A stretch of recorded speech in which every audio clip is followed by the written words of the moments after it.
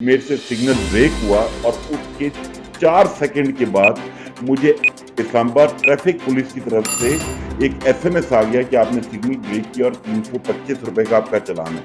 तो मैं सिर्फ एफबीआर से इतना पूछना चाहता हूँ कि क्या एफबीआर इस्लामाबाद ट्रैफिक पुलिस से भी क्या गुजरा है? टैक्स नेट कैसे बढ़ाया जाए? क्या सॉल्यूशन है आपके लिए? अपनी टैक्सेबल इनकम शो करें, जो टैक्स चोर करता है उसका जीना हराम कर दें, जैसे इंटरनेशनल मार्केट में होता है। हर काबिल टैक्स इनकम को आप नेट में लाएं तो उसी सूरत में आपका टैक्स नेट बढ़ सकता है। और साथ साथ कैरेट एंड स्टिक का फार्मूला अपनाएं। आप जूं ऑटोमेशन करते जाएंगे ये चीज़ें ख़त्म होती जाएंगी और आपकी चीज़ें बेहतर होती जाएंगी। एक टैक्स पेयर के लिए इंसेंटिव्स नहीं होंगे, वो इनकरेज नहीं होगा कि सामने आए और रिटर्न फाइल करे। और कॉम्प्लिकेशंस जो हैं उनकी सिंप्लीफिकेशन बहुत ज़रूरी है। तो रिफंड रिबेट्स ये जल्दी मिलने चाहिए। एक ओवरऑल जो है वो वॉलंटरी कंप्लायंस की एनवायरनमेंट बहुत ज़रूरी है। मेरे ख्याल में एफबीआर को, फाइनेंस मिनिस्ट्री को एक पॉजिटिव मीडिया कैंपेन की अशद ज़रूरत है कि वो लोगों की अवेयरनेस के लिए एक सॉफ्ट इमेज देने के लिए एक मीडिया कैंपेन स्टार्ट करें और टैक्स नेट को बढ़ाया जाए। बिस्मिल्लाहिर्रहमानिर्रहीम। इस वक्त जो मुल्क की मुआशी हालात हैं उनको मद्देनज़र रखते हुए मैं एक प्रोग्राम स्टार्ट कर रहा हूँ with the name of political economy. और इस प्रोग्राम में सीनियर तज्ज़ियाकार जो इकोनॉमी, फाइनेंस और टैक्सेशन के एक्सपर्ट हैं, राइटर्स हैं और बहुत माहिर हैं अपने काम के, वो इस प्लेटफॉर्म के थ्रू लोगों को जो हमारे हालात हैं उनका अदराक है, हम उनके सलूशंस पे बात करेंगे कि पाकिस्तान की गवर्नमेंट ऐसे क्या स्टेप ले जिससे मुल्क की इकोनॉमिक एक्टिविटी बेहतर हो, लोगों पे ये जो टैक्सेशन का बोझ है उसको कैसे कम किया जाए और जो भी इस वक्त लोग परेशानियां फेस कर रहे हैं मुआशी हालात से। और उसमें सबसे इम्पॉर्टेंट चीज़ ये है कि 10 जून को बजट आ रहा है, उसके ऊपर गवर्नमेंट क्या इकदामात करने जा रही है। जो हमारे सीनियर पैनलिस्ट हैं, मोहम्मद अशरफ मलखम साहब किसी तारफ़ के मोहताज नहीं, इरशाद अंसारी साहब एक बहुत जाना माना नाम है, सुहेल सरफराज साहब की जो ग्रिप है वो आप तमाम लोग जानते हैं, टैक्सेशन पे बहुत एक्सपर्ट हैं। तो मैंने आज इन सबको रिक्वेस्ट की कि हम शुगर कोटेड इकोनॉमी के ऊपर चलें, क्योंकि जो स्कील इकोनॉमी है वो आम आदमी की समझ से बाहर हो जाती है कि हम जब जीडीपी की बात करते हैं, बाकी चीज़ों के फिगर्स की बात करते हैं, ये पिछली गवर्नमेंट और इस गवर्नमेंट ने लोगों को फिगर्स में उलझा के रख दिया है।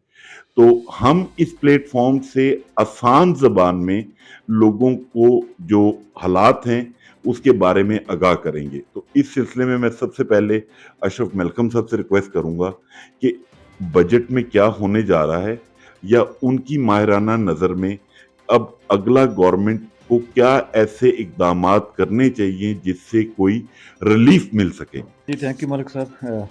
किसी भी इकॉनमी के लिए सबसे ज़रूरी चीज़ होती है, वो होती है कि सर्टेन सूरत हाल का सामना हो। किसी इन्वेस्टमेंट किसी सरमायादार ने लेके आना, उसको पता हो कि आज मैं इतनी इन्वेस्टमेंट लेके आऊँगा, कल मुझे इतना रिटर्न एक्सपेक्टेड है। हमारी इकॉनमी में इस वक्त जो सबसे चीज़ जो हमें दीमक की तरह चाट चाट रही है, वो है अनसर्टनिटी, गैर यकीनी सूरत हाल कि कल पता नहीं क्या हो जाना है। वो गैर यकीनी सूरत हाल सियासी मैदान में भी है, वो इकॉनमी के मैदान में भी है, टैक्सेशन के मैदान में भी है, हमारी मार्केट के लिहाज में भी। अगर सिर्फ हम इकॉनमी की बात करते हैं, इन्वेस्टमेंट कहाँ होनी है? जहाँ से आपकी जॉब्स पैदा हों, जहाँ आप कुछ चीज़ ऐसी पैदा कर सकें जिसको बेच के मार्केट में कुछ पैसे चार कमा सकें इंटरनेशनल मार्केट में। 21% हमारा इस वक्त शरह सूद है, इसमें 2% मज़ीद इजाफा आने देने मतवक्को है। IMF का सख्त प्रेशर है, 23% सूद हो जाएगा। महंगाई हमारी दोनों जंगों में जो हम बड़ी जंगें हमने लड़ी हैं, 65 की और 71 की लड़ी है, उन जंगों से भी ज़्यादा महंगाई की शरह है इस वक्त। इस सूरत हाल में इकॉनमी की क्या बेहतरी होगी, क्या नहीं होगी, बहुत मुश्किल है। अच्छी बात करना, अच्छा सोचना। गवर्नमेंट क्या करे? गवर्नमेंट के पास बिल्कुल कोई गुंजाइश नहीं है कुछ करने की। हाथ पाँव इस हुकूमत के बंधे हुए हैं IMF के साथ एग्रीमेंट। जो IMF ने कहना है वो करना पड़ना है। IMF क्या कहता है? इन्फ्लेशन अपनी अपनी ले जाओ जी, उसके हिसाब से इंटरेस्ट रेट मुकर्रर करो। कौन करेगा? कैसे लोग जिएँगे? आईएमएफ को कतई परवाह नहीं है। इलेक्ट्रिसिटी चार्जेस हमने बढ़ा दिए हैं, बहुत बढ़ा दिए हैं। वो हमने मज़ीद बढ़ाने पड़ेंगे। वो आईएमएफ कहता है जितने की बिजली बनाते हो उतने की बेचो। अब ₹34 तक हमारी बिजली की प्रोडक्शन फ्री यूनिट होती है, कौन खरीदेगा 34? गवर्नमेंट सब्सिडी देने की पोज़ीशन नहीं है, आईएमएफ को ना करने की सूरत-हाल में नहीं है। इससे लंबी बात हो जाएगी। तो जब मेरे पास बिजली नहीं है, मेरे पास रॉ मटेरियल नहीं है और इम्पोर्ट्स हमारी कम्पैक्ट हुई हैं, तो मार्केट में गुंजाइश कहाँ से आएगी? बहुत मुश्किल है। इससे हट के जिसका इस गवर्नमेंट को करना चाहिए, गवर्नमेंट को नहीं कहूँगा मैं, पूरे पॉलिटिकल सेक्शन को, तमाम सियासी जमातों को, जिसमें पीटीआई शामिल है, पीडीएम की सारी जमातें शामिल हैं, कहीं बैठ जाएँ, कोई अपनी अक्लमंदी का सबूत दें। एक गैर यकीनी की सूरत हाल है, कुछ करने की एफ़र्ट तो शुरू करें।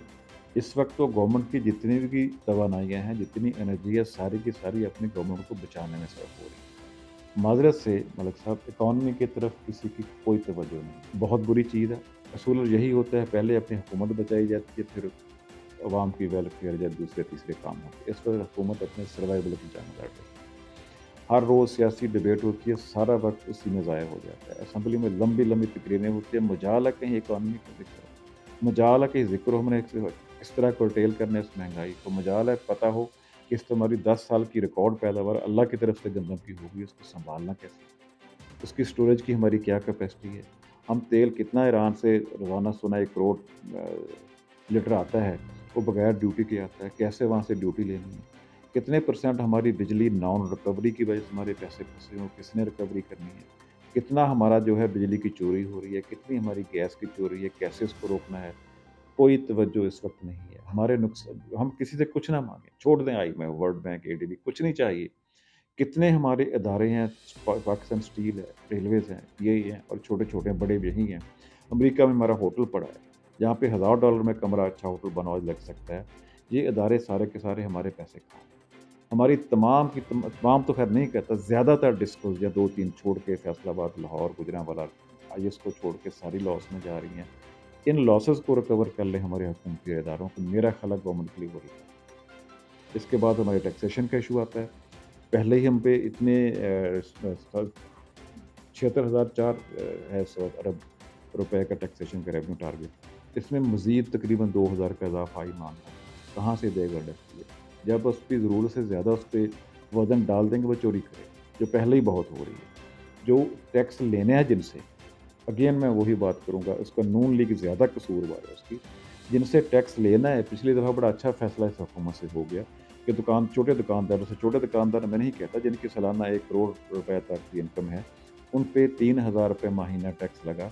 7 दुकानदारों का मुतालबा माना गया कि एफबीआर की कोई इंटरफेरेंस नहीं होगी, बिजली के बिल के साथ पैसे आएँगे, बिजली के बिल की तरफ वसूली हो जाएगी, पैसे एफबीआर को चले जाएँगे। फाइनेंस मिनिस्टर ने फैसला किया, मेरी नवाज़ साहब का ट्वीट है, शाम को फैसला वापस हो गया। अब वही फिर दोबारा मुतालबा हो रहा है। वो मतलब 1 साल से हम उसी चक्कर में हैं कि इनसे टैक्स लेना है, नहीं लेना है, लेना है तो हमारा वोट अफेक्ट होता है। जी, आपको एक चीज़ साइड पर रख के इस वक्त जो हुकूमत कहती है, हमने रियासत की परवाह की है, सियासत की नहीं की। प्रैक्टिकली ये दिखाना पड़ेगा हमें रियासत अज़ीज़ है, सियासत अज़ीज़ नहीं है। अपने वोटर, अपनी कंस्टिट्यूंसी, उन पे टैक्स लगाना पड़ेगा, जिसमें हुक्मरान खुद भी शामिल हैं। ज़्यादा नून लीग की जो हुक्मरान इक़्तिदार में बैठे हैं, इंडस्ट्रियलिस्ट हैं, सरमायादार हैं, बड़े कारोबारी हैं, इनको पहल करना पड़ेगी टैक्स दे के। फिर दूसरे को मुझे उनसे कह सकेंगे कि भाई हम भी दे रहे हैं, आप भी आओ। जब तक आप टैक्स नहीं देंगे, आपके पैसे बाहर पड़े होंगे, आपका कारोबार बाहर पड़ा होगा, आपकी सारी की सारी इन्वेस्टमेंट दूसरे मुल्कों में हो रही होगी। अब किसी को कैसे कहेंगे आप आके हमारे मुल्क में इन्वेस्टमेंट करो? खुले होके आए ना, ये मेरे पैसे पड़े हैं, ये मैं ले आऊँ पाकिस्तान। करें अनाउंस आज ही नवाज़ शरीफ, मियां शहबाज शरीफ, आसिफ अली ज़रदारी साहब, करें ऐलान आज ही। आज ही दूसरे मौलाना फजल रहमान साहब बड़े लीडर हैं, बड़े अच्छा लाइफस्टाइल है, दें टैक्स रोज़। फिर पब्लिक के पास जाते हैं, देख तुम पब्लिक टैक्स कैसे नहीं देती। मेरे तो ये तजवीज़ है, अपने आप से शुरू करें हर बात। जी अशरफ साहब, आपने जो ये बात की, मैं आपसे बिल्कुल तायद करता हूँ कि ये जो हमने सफ़ेद हाथी पाले हुए हैं, PIA, Pakistan steel mill, Roosevelt hotel, मैं तो कहता हूँ शायद आपकी नॉलेज में होगा, ये 1500 खरब का बैगेज है पाकिस्तान की मैशियत पे। इसको मैं कहता हूँ 1 रुपए का बेच दें, आपकी लाइबिलिटी खत्म होगी मुल्क से। और मैं ये समझता हूँ इस पे गवर्नमेंट को एक ट्रांसपेरेंट कमीशन बनाना चाहिए और इन लाइबिलिटीज को खत्म करके वे फॉरवर्ड लेना चाहिए।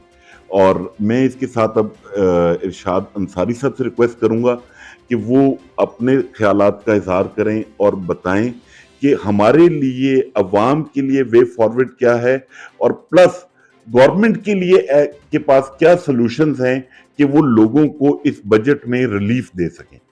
इरशाद साहब। थैंक यू हसन साहब, आपने मौका दिया। इसमें देखें बहुत सारा बातें तो अशरफ साहब ने कही हैं और बड़ा खूबसूरत अंदाज से अहाता किया है, और ये तो एक सेंटर पॉइंट है। इससे तो कोई भी डिनाई नहीं कर सकता कि जब तक आप विल नहीं पैदा करेंगे अपने अंदर, आप आगे नहीं जा सकते। जो दूसरा काम करने का ये है कि देखें, आपका पड़ोसी मुल्क भारत है, उससे ही आप सीखने, अगर किसी से नहीं सीखना आप छोड़ दें पाकिस्तान के साथ कि पाकिस्तान क्या कर रहा है। आए रोज़ जो आप झड़पें करते हैं, बयानबाजी करते हैं, आप इसको छोड़ दें। आप जो नारा लगाते हैं शाइनिंग इंडिया का, आप उसके लिए मिल बैठ के आगे बढ़ने का सोचें, तो आपको ज़रूरत ही नहीं पड़ेगी कि पाकिस्तान की। आज देखें कि वो इस मामले पे बैठे और आज देखें वो कहाँ हैं। हमें भी सबसे जो पहला सेंटर पॉइंट है वो तो हमें ये करना पड़ेगा। एक तो सबसे पहले मैं कहूँगा कि जो मुल्क की मफाद एक लफ्ज़ है ना, इसकी आपको डेफिनेशन जो है ना वो वज़ा करनी पड़ेगी, क्योंकि जो बुराइयाँ पैदा होती हैं वो मुल्क की मफाद के नाम पे होती हैं, और उसी नाम पे देखें। और फिर दूसरी जो सबसे बड़ी अहम करने की बात है कि इदारे जितने भी हैं, हर इदारा अगर अपनी डोमेन में रह के अपना काम करेगा, दूसरे के काम में मुदाखलत नहीं करेगा, तो उस सूरत में हम आगे जा सकते हैं। उसके अलावा कोई वे फारवर्ड नहीं है, वरना हम इसी तरीके से ख़राब होते रहेंगे और दूसरे जो ममालिक हैं या अशराफिया हैं, जो इंटरनेशनल अशराफिया है, उसके मरहून मिन्नत रहेंगे। और क्योंकि इस वक्त आप ऐसी बंद गली में फंसे हुए हैं कि ये IMF के प्रोग्राम से हम 30 जून को निकल नहीं रहे। 30 जून 2023 मैं आपको बताता हूँ, वो आप उस सूरत में निकलेंगे कि अगर आप उनके जो उनकी कंडीशन है, अगर प्रोग्राम को आप मुकम्मल करते हैं। अगर आप प्रोग्राम को मुकम्मल नहीं करते तो फिर आप ऐसे समझ लें कि आप उसका प्रोग्राम डी ट्रैक हो जाएगा और आप फिर डिफ़ॉल्ट की तरफ जाएंगे। मैं थोड़ी सी स्पेयर्स करूँ, मैंने इसलिए ली थी। IMF मिस्टर मलिक साहब, हमारा अभी 9th रिव्यू चल रहा है, वो ख़त्म हो गया, उसके मामला तय नहीं हो सके, 10वां रिव्यू ड्यू हो गया। 30 जून को हमारा जो प्रोग्राम ख़त्म हो जाना चाहिए था, लेकिन हम नहीं सर्वाइव कर सकते। मैं वापस माजी में जाऊंगा। हमारा जो IMF के साथ पहला प्रोग्राम पाकिस्तान की तारीख के एक ही मुकम्मल हुआ था, वो मुस्लिम लीग नून के पहले टेन्योर में हुआ था 30 अक्टूबर 2016 में। 30 अक्टूबर 2016 को प्रोग्राम ख़त्म हो गए थे। उसी वक्त ये तय हो गया था कि हमें अगस्त 2018 में अगला प्रोग्राम लेना पड़ेगा, वरना हम डिफ़ॉल्ट हो जाएंगे। अब 30 जून को हमें अगला प्रोग्राम डिसाइड करना पड़ेगा जितनी जल्दी हो सके। अगले 3 सालों में हमने 76 अरब डॉलर की रीपेमेंट्स करनी है कर्ज़ों की। कहाँ से करेंगे?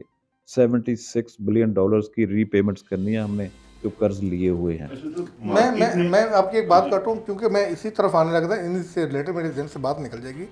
असल में अब जो चल रहा है ना, ये बात बिल्कुल अशरफ साहब सही कह रहे हैं कि आप सर्वाइव ही नहीं कर सकते। 30 जून के बाद आपको दोबारा IMF के पास जाना पड़ेगा, उसके अलावा कोई चारा नहीं। जी पहले भी किया जी, प्रोग्राम खत्म हुआ था, तय हो गया था अगस्त 2013 में हम अपने प्रोग्राम जी 2018 में प्रोग्राम ना मिला तो हमारे मारे जाएंगे। अच्छा, अब इसमें मैं जो थोड़ा सा इसमें से डिफरेंट जो थोड़ा सी ओपिनियन रखता हूँ, या जो मैंने, हो सकता मैं गलत हूँ, कि इस वक्त हम जिस दोराहे पे खड़े हैं ना, या आपको IMF की तरफ जाना पड़ेगा, IMF का मतलब अमेरिका, या आपको फिर दूसरी राह अपनानी पड़ेगी, वो भी दोनों राहें सख्त हैं, चाइना। या आप उस ब्लॉक में जाएंगे या उस ब्लॉक में जाएंगे। प्रायर एक्शन के वेवर भी लिए हैं, बेंचमार्क के वेवर भी लिए हैं, और IMF हमें देता रहा है। हम किस्तें लेते रहे हैं, जिस प्रोग्राम के कंप्लीट करने की बात कर रहे हैं उसमें भी वेवर लेते रहे हैं। अभी ये पोजीशन है आपकी कि एतमाद का फुकदान भी है, और जो इंटरनेशनल लड़ाई चल रही है उसमें भी, यानी कि दो हाथियों की लड़ाई में हम घास पिस रहा है। अभी सारी कंडीशन ऑलमोस्ट हमने पूरी कर दी हैं, फिर नहीं आ जाती है। अभी कहा गया कि सऊदी अरब UAE से हमें गारंटी करवाएं, वो हो गई। अब कहते हैं रिटर्न करवाएं, उसकी तरफ गए तो अब जी वो भी हो गया। अब कह रहे हैं कि वर्ल्ड बैंक और ADB ने, जो वर्ल्ड बैंक ने 2 अरब देने हैं, ADB ने 900 मिलियन डॉलर देना, उसका करें। वो जानते हैं वर्ल्ड बैंक किसकी सब्सिडी है, उसमें असर वो किसका है, IMF का, अमेरिका का, ठीक है। वो जानते हैं कि under the umbrella of IMF, जब तक IMF आपकी इकोनॉमी की हेल्थ को सर्टिफाइड नहीं करता, ना वर्ल्ड बैंक, ना ADB, ना सऊदी अरब, ना दूसरे ममालिक पाकिस्तान को बजटी सपोर्ट नहीं दे सकते। वो जानते बूझते हुए भी फिर आप वो कह रहे हैं कि जी आप वर्ल्ड बैंक और ADB की जो है ना वो लेके दें। आप आज उनको कह दें कि स्टाफ लेवल का एग्रीमेंट हो गया, वर्ल्ड बैंक को रेडी भी दे देगा, उनको पता है। क्यों नहीं दे रहे? क्योंकि आर्म ट्विस्टिंग टूल है आईएमएफ। आर्म ट्विस्टिंग टूल के तौर पे वो पाकिस्तान के खिलाफ उसको इस्तेमाल कर रहा है। ये पॉलिटिकल फैसला होना है। आप ये जो हिना रवानी खर की लीक हुई है जो अभी हाल ही में, वो क्या पैगाम है? दूसरी तरफ आप पॉलिटिकल सिचुएशन में देख लें, इधर से आप जो है वो सऊदी अरब, चीन जाते हैं, आपका आर्मी चीफ भी चीन जाता है, आपकी क़यादत मिलती है। उधर से इमरान खान के साथ अमेरिकन मिलते हैं, जर्मनी के जो है सफ़ीर उनसे मिलते हैं। ये चीज़ें वाज़ेह हो गई है। जो इमरान खान भी जो कह रहा था कि हमें जो अमेरिकन साजिश का बयानिया कह रहा था वो उल्ट हो गया है, वो ऐसा नहीं था। और लग ऐसे ही रहा है कि इमरान खान के बारे में भी कि जैसे वो आप मुझे करेक्ट कर दीजिएगा अपना मलखम साहब, कि जैसे वो जमाल अब्दुल नासिर थे या तुर्क के बारे में था कि 20 साल बाद पता चला कि उनकी तकरीरें भी अमेरिकन जो है वो लिख के देते थे, वहाँ से आती थी। जब FBI में जाते थे तो FBI के लोग हमें कहते थे कि यार हम परेशान हैं, ये सारा कुछ मैकेंजी जो है वो देख रहा है, वो डेटा, और वो कैसे उसका डेटा लेके जा रहा है। कुछ चीज़ें तो हमारे सामने थी और कुछ चीज़ें हमारे पर जलती हैं कि जहाँ से हम बात नहीं कर सकते। कहने का मकसद ये है, जो मैं बात कहना चाह रहा हूँ, कि ये लड़ाई इतनी आसान नहीं है। ये एक्चुअली मैं इसको ये समझता हूँ कि ये पाकिस्तान इस वक्त बाज़ाब्ता तौर पे डिक्लेयर्ड, मतलब खुल के नहीं डिक्लेयर्ड, लेकिन डिक्लेयर्ड गैर रवायती जंग में है। और जो इकॉनमी हमने पढ़ी है, बाकायदा लिटरली इकॉनमी का ये फार्मूला है, 7 स्टेजेस होते हैं कि अमेरिका वाहिद मुल्क था दुनिया का जो 7th स्टेज पे था। और उस वक्त के इकोनॉमिस्ट भी ये कहते थे कि ये अब अमेरिका पे डिपेंड करता है कि इस 7th जो स्टेज है इस पे कब तक वो सर्वाइव करता है। उसका सर्वाइवल हमें लड़ाने में है, लिहाजा वो बहुत अरसे से 7th स्टेज पे है, अब उसका डाउनफॉल होना है। वो ये बात समझता है कि अगर मैंने इस स्टेज को बरकरार रखना है तो मैंने इस खित्ते में जो उसको सबसे बड़ी पावर जो ख़तरा है वो चाइना है। चाइना आप माने ना माने इकॉनमी के लिहाज से वो सुपर पावर बन चुका है। ठीक है, आप अमेरिका के दुनिया के किसी स्टोर में चले जाएं, आपको अमेरिकन उसमें प्रोडक्ट नहीं मिलेगी, चाइनीज़ मिलेगी। फिर आप देखें ऐसी मार्केट अफ्रीका की, साउथ अफ्रीका की मार्केट, ऐसी ममालिक हैं जहां आपने आज तक सोचा नहीं है, वहां चाइनीज़ प्रोडक्ट भी मौजूद हैं, चाइनीज़ इन्वेस्टर भी मौजूद हैं, और वहाँ वो बाकायदा तौर पे कर रहे हैं कि यानी कि दुनिया में वो इकॉनमी के लिहाज से तो उन्होंने डोमिनेट कर लिए। डॉलर देख लें, गोल्ड देख लें, इस वक्त चाइना के पास सबसे ज़्यादा है। स्ट्रेटेजिक मामला थे, अब चाइना स्ट्रेटेजिक मामला में बहुत तेज़ी से आगे जा रहा है, और यही वो उसको गम खाए जा रहा है, यही वो फिक्र है। वो समझता है कि अगर ये चाइना को 7, 8 साल, 10 साल मिल गए तो चाइना बिल्कुल सुपरमेसी अमेरिका की खबर ख़त्म हो जाएगी। और उसने इसी सुपरमेसी को बचाने के पेश नज़र पाकिस्तान के मुकाबले में चीन के लिए तैयार किया था इंडिया को। इंडिया बड़ा सियाना निकला, इंडिया ने गुडी गुडी खेला। ठीक है, इंडिया ने अपने आप को मजबूत किया। अब वो उस तरह से पर्पस सर्व करने की पोजीशन में नहीं है। इंडिया ये समझता है, इसलिए इंडिया नहीं चाहता कि वो बराह रास्त चाइना के साथ टक्कर ले और ये इस खत्ते में लड़ाई हो। प्लान तो यही था कि 2 ताकतें बनाई जाएं, इंडिया जो है और चाइना को आपस में टकराया जाए, और उसके बाद पूरी अगले 25-30 साल तक तो दुनिया में कोई ऐसा मुल्क या कोई ऐसी चीज़ नहीं नज़र आती कि अमेरिका के सामने कोई खड़ा हो सकेगा। अब इंडिया इतनी पावर बन चुका है, अब वो उस तरीके से उसको पकड़ाई नहीं दे रहा, लेकिन वो हर लिहाज से अपने इस पर्पज़ को सर्व करने के लिए ये लड़ाई लड़ना चाह रहा है, और उस लड़ाई के ज़रिए ये हमारा किया। और आज हमारी नौबत वापस में आता हूँ, इसको जोड़ने का मतलब ये था कि ये एक दिन का जो है वो किस्सा नहीं है, कहानी नहीं है। ये कहानी बड़ी देर से चली आ रही है। हर हुकूमत ने इसमें ग्रेजुअली अपना हिस्सा बकदरे जुस्सा इसमें डाला है।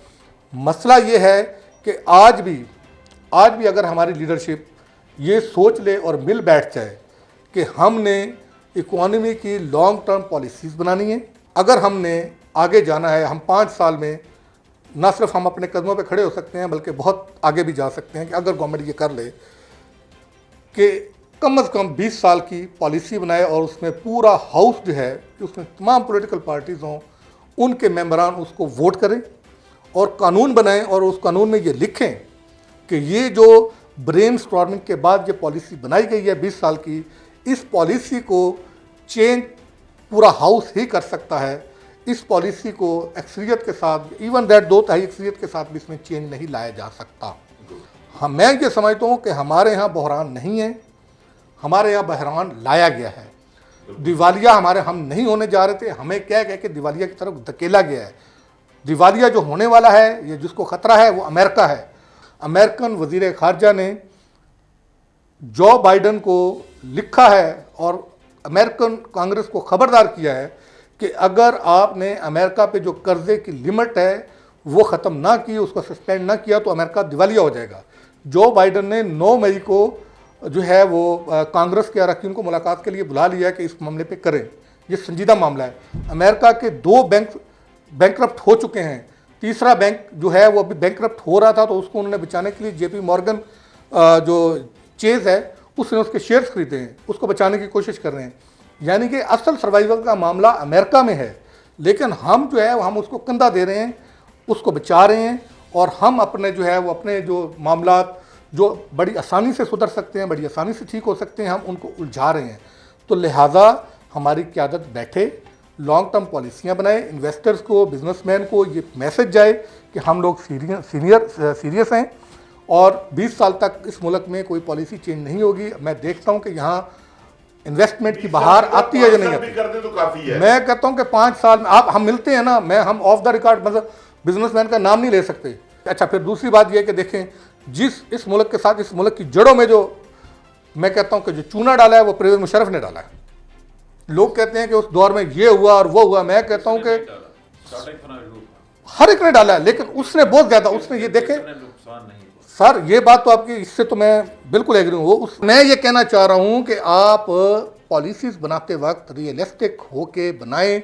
ये वो पैसा था, जब अमेरिका से पैसा आ रहा था, भरमार हो रही थी, उस वक्त हमें मैन्युफैक्चरिंग की तरफ जाना चाहिए था। उन्होंने शौकत अजीज़ को लॉन्च किया, उन्होंने हमें मैन्युफैक्चरिंग की तरफ जाने नहीं दिया, हमें लीजिंग में लगा दिया, हमें जो है वो प्रॉपर्टी में पैसा हमारा पार्क जो प्रॉपर्टी में लगना चाहिए था। प्रॉपर्टी को एक बाकायदा इंडस्ट्री के तौर पे लेना चाहिए था, प्रॉपर्टी को सट्टाबाजी के लिए नहीं लेना चाहिए था। आज जो सारे लोग नुकसान बेयर कर रहे हैं वो सट्टाबाजी की वजह से कर रहे हैं। मेरे पास सरप्लस पैसा था जो मैंने प्रॉपर्टी में लगाया। अब मैं कहता हूँ 1 करोड़ का मैंने प्लाट दिया है, 1 करोड़ 10 लाख मुझे मिलेगा तो मैं बेचूंगा। ना मुझे 1 करोड़ 10 लाख मिल रहा है, ना मैं बेच रहा हूँ।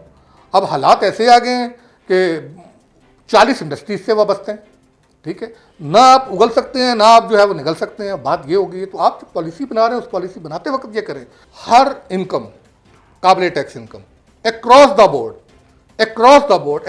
बोर्ड, किसी भी शोबे से हो, किसी भी तबके से हो, उसको टैक्स में लाना चाहिए, टैक्स होना चाहिए, गुड, टैक्स नेट में। जबरदस्त मेरी बात सुनिए, सजेशन है, अक्रॉस द बोर्ड, मैं बार बार कह रहा हूँ, कोई मुकद्दस गाय नहीं होनी चाहिए।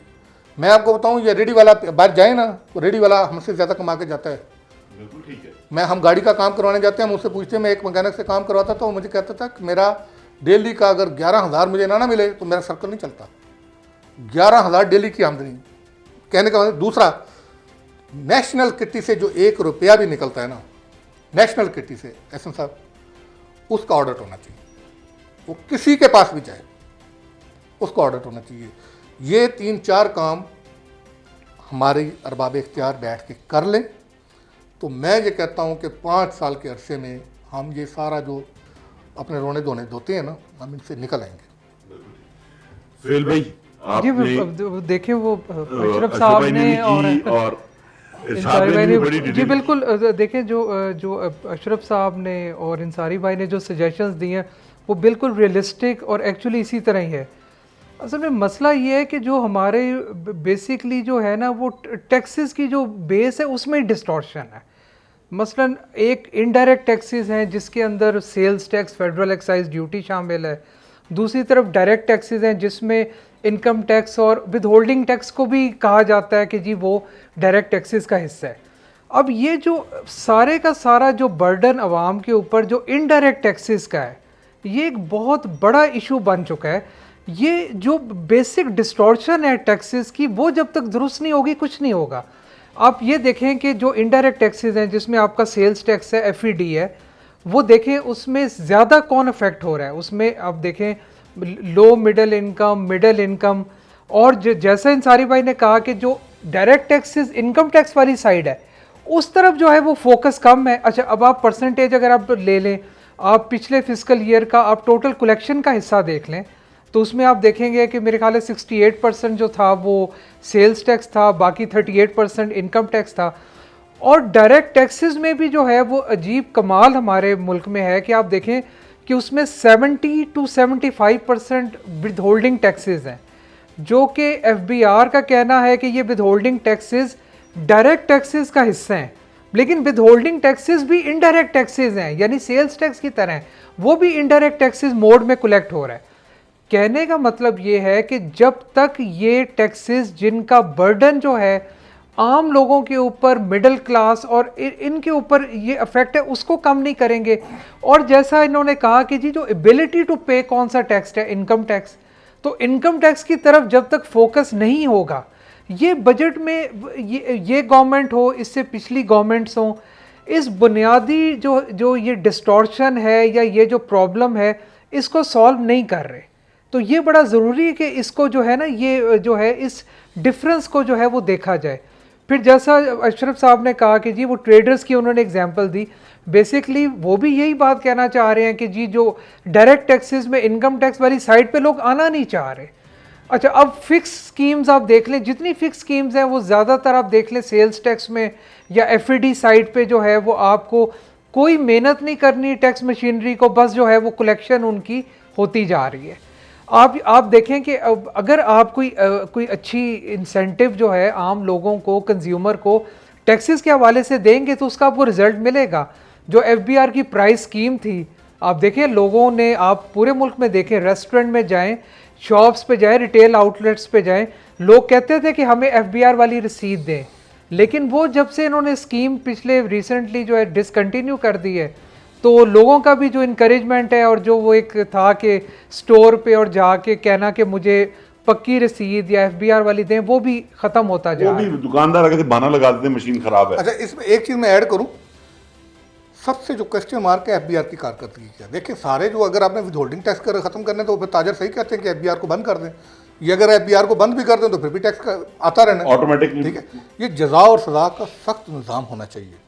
ठीक है, हम सब लोग जानते हैं कि एफबीआर के अपने लोग इन्वॉल्व होते हैं। जब ये बनता है, कोई कानून बनता है तो उसमें वहीं पे सुकम रख लिए जाते हैं। ठीक है, और वही आप हमें बताने वाले होते हैं रास्ते कि आपने इस तरह चोरी करना है, एडवाइजर हैं और कल को वो चेयरमैन एफबीआर भी बन जाते हैं फिर।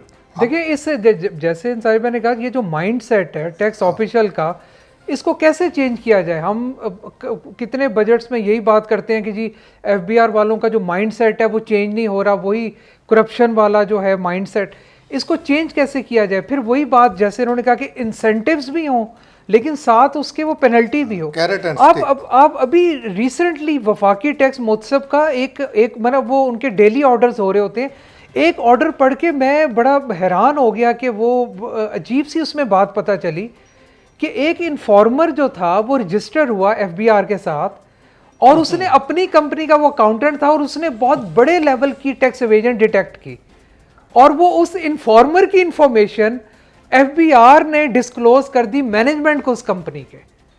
तो बना हालात तो इस तरह के हैं, ये आपको बेसिकली एक रिफ्लेक्ट करता है वो माइंडसेट।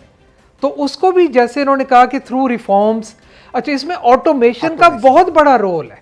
अगर एक्चुअली ऑटोमेशन जो है वो हो जाए तो उसमें कहने की ज़रूरत नहीं, वो इंटरेक्शन खुद ही ख़त्म हो जाता है। चाहे वो मोबाइल फ़ोन पे आपको मैसेज आ रहा है, चाहे ईमेल के थ्रू आप रिटर्न फाइल कर रहे हैं, आपको इलेक्ट्रॉनिक नोटिस आ रहा है। मैनुअल नोटिस तकरीबन ख़त्म हो चुके हैं, लेकिन इलेक्ट्रॉनिक में भी जो है वो बैक एंड पे मैनुअल लोग ही शामिल है। तो ये एक ग्रेजुअल प्रोसेस है। अगर ऑडिट का प्रोसेस थोड़ा सा मज़ीद ऑटोमेटेड और तरीके से हो तो चीज़ें बेहतर हो सकती हैं। अशरफ भाई, लास्ट 1 मिनट, टैक्स नेट कैसे बढ़ाया जा सकता है, क्या सोल्यूशन है आपके दिन में? इमरान शुरू करें अपने आप से, अपनी टैक्सेबल इनकम शो करें, अपना हर सेक्टर का एक अलग से फिगर्स दें कि फ़लाँ शोबा इतना टैक्स पे कर रहा है, बहुत बड़ा फ़र्क है। उसके बाद सख्त इकदाम लें, आंखें बंद करके अक्रॉस द कोर्ट सबके खिलाफ यकसा सलूक करके सख्त फैसले लें, सख्त वसूलियाँ करें। जो टैक्स चोर करता है उसका जीना हराम कर दें, जैसा इंटरनेशनल मार्केट में होता है। उसके अलावा और कोई चारा नहीं। इरशाद भाई, टैक्स नेट कैसे बढ़ाया जाए?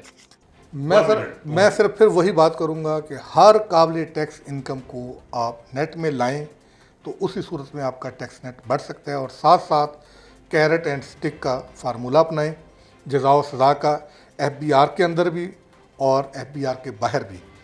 जो एफबीआर के अफसरान इसमें मुलव्वस पाए जाएं उसमें ज़ीरो टॉलरेंस होनी चाहिए, और इसी तरह जो बाहर लोग इसमें मुलव्वस पाए जाएँ टैक्स चोरी में, जैसे अशरफ साहब ने कहा कि उनका भी जीना हराम कर देना चाहिए। और तीसरा और आखिरी जो मेरा सोल्यूशन है, ऑटोमेशन।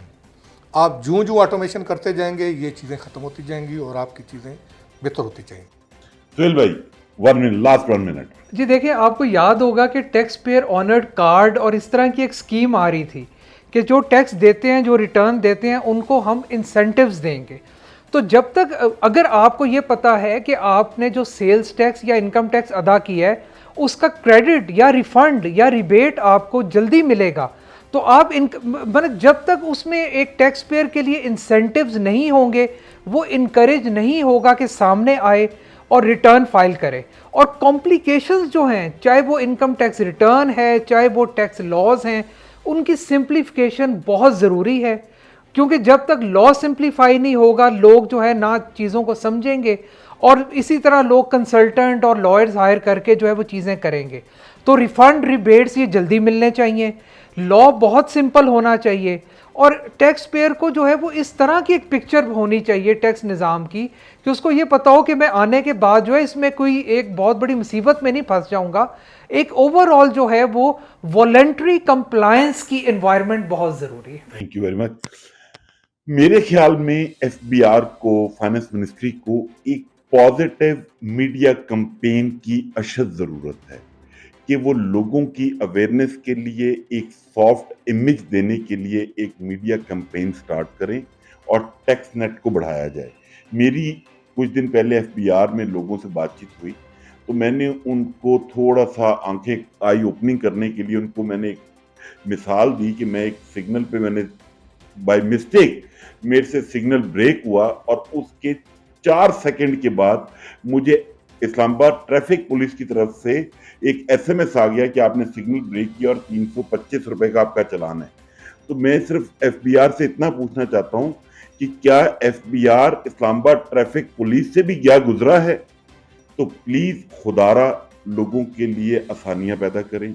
मैं अशरफ मलकम साहब का, इरशाद अंसारी साहब का, सुहेल साहब का बहुत मशकूर हूँ, उन्होंने टाइम दिया।